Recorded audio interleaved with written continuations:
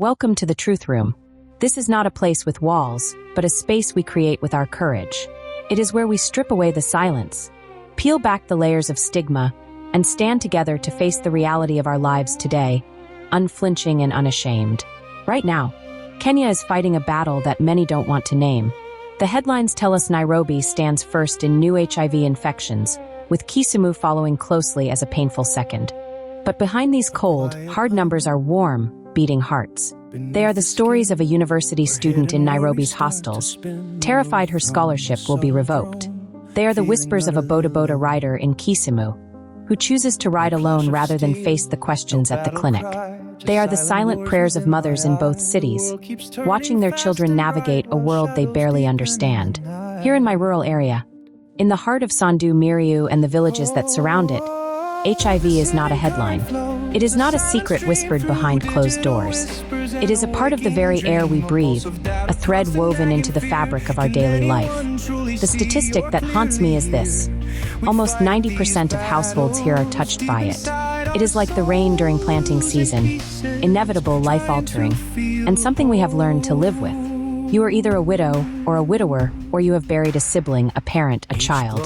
We have learned the truth not from pamphlets or posters, but from the hollows in our own families. And that is why, in the Truth Room, we must talk.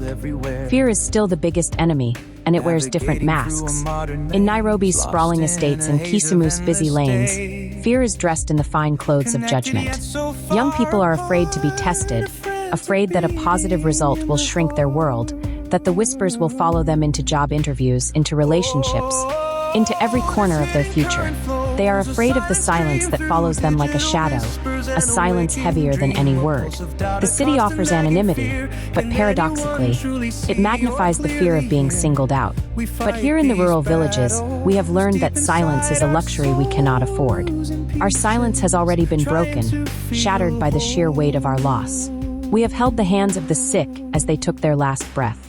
We have dug the graves with our own hands. We have looked into the eyes of orphaned children and seen our own reflection. We have learned that stigma is a poison, and the only antidote is truth.